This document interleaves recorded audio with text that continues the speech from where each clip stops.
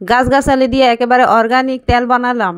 আসসালামু আলাইকুম। আমার এই তেলটাতে কি কি উপকরণ দিয়েছি সেটাই আপনাদের সাথে শেয়ার করব। এখানে দিয়েছি চা পাতা, মেথি, তেজপাতা, পেয়ারা পাতা, পেঁয়াজ, কালাকেউসা পাতা, আর হচ্ছে গিয়ে ঝুমকো পাতা, ঝুমকো ফুল, অ্যালোভেরা, মেহেদি পাতা। মেহেদি পাতা আমার আগে থেকেই ঘরে ব্লেন্ডার করা ছিল, সেজন্য আর দেখাতে পারিনি। আমি শুধু ব্লেন্ডারের সাথে মিক্স করে নিব। তো আগে শুকনো উপকরণগুলো ব্লেন্ডার করে নিব।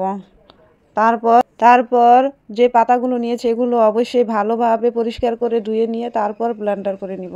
আমি ব্লেন্ডার করে নিব। শুকনো উপকরণগুলো আগে ব্লেন্ডার করে নিব, তারপর পাতা ভালোভাবে ধুয়ে পরিষ্কার করে এখন আমি ব্লেন্ডার করে নিব। এখন আমার ব্লেন্ডার করা হয়ে গেছে। এখন একটা বড় দেখে পাতিলা বসাবো।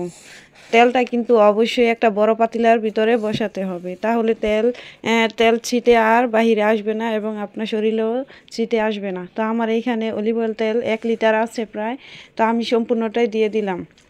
আমার হাজব্যান্ড ইটালি থেকে পাঠিয়ে দিয়েছে আমার মাথায় দেওয়ার জন্য।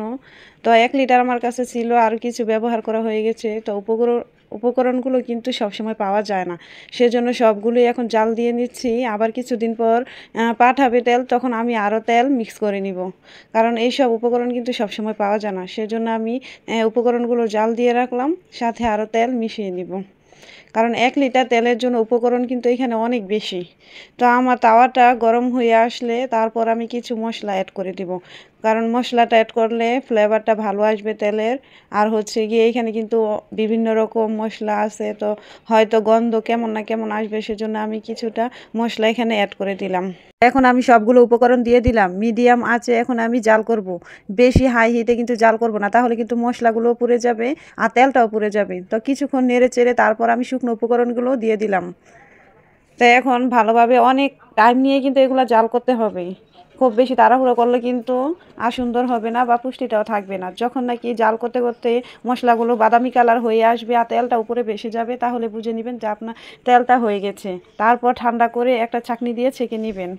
তেলটা তৈরি করতে একটু কষ্টই হয়, কষ্ট হলেও তারপরও কিন্তু আপনার চুলের জন্য কিন্তু খুবই ভালো হয়, কারণ এখনকার কিন্তু আমরা সব কিছুই ফরমালিনযুক্ত খাবার খাই, সেজন্য আমাদের কোনো কিছুই কিন্তু আর এখন আগের দিনের মতো কিন্তু ভালো থাকে না। চুল পড়ে যায়, চুল নষ্ট হয়ে যায়, বিভিন্ন ধরনের সমস্যা দেখা দেয়। আর এই তেলটা কিন্তু খুবই ভালো। আমার হাজব্যান্ড ইটালি থাকা অবস্থায় গরম পানি ইউজ করে তো ওইখানে, তো সেজন্য ওর চুল সবই পড়ে যাচ্ছিল, তখন আমি এই তেলটা বানিয়ে দিয়েছিলাম। তো তেলটা বানিয়ে দেওয়ার পর ওর চুল পড়ার সাথে সাথে বন্ধ হয়ে গেছে। তারপর ওরটা দেখে আবার ওর বন্ধু ওর থেকে নিয়েছিল, তো ওর বন্ধুর চুল পড়াও বন্ধ হয়ে গিয়েছে।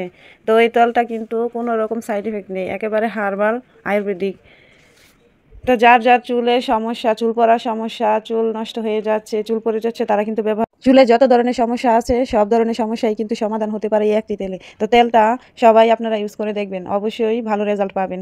তো আমার ভিডিওটি কেমন লাগলো অবশ্যই কমেন্টস করে জানাবেন, আর আমার চ্যানেলটি সাবস্ক্রাইব করে আমার পাশে থাকবেন। আল্লাহ হাফেজ, আসসালামু আলাইকুম।